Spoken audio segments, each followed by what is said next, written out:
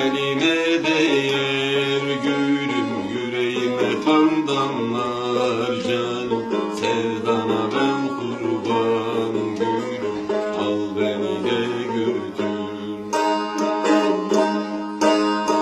Eline değer gülüm, yüreğime kan damlar canım. Sevdana ben kurban gülüm, al beni de götür.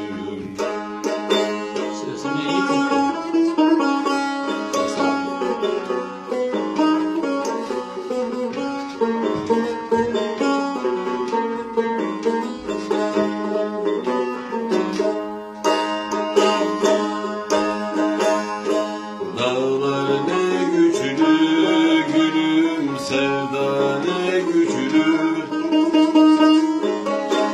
Dağlar ne güçlü gülüm, sevda ne güçlü.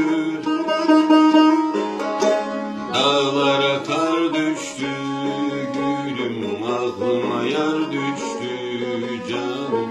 Sevdana ben kurban gülüm, al beni de götür.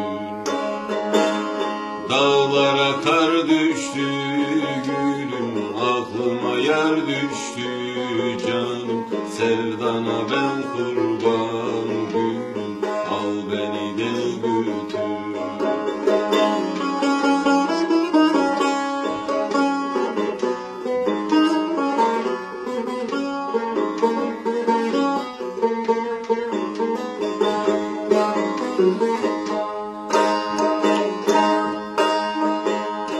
Dilimde türkü gülüm, gözümde durma.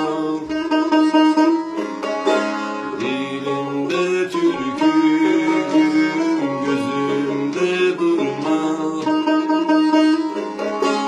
Düştüm uzağa gülüm, hasretim sana canım. Sar sol yanına gülüm, al beni de götür. Düştüm uzağa gülüm, hasretim sana canım. Sar sol yanına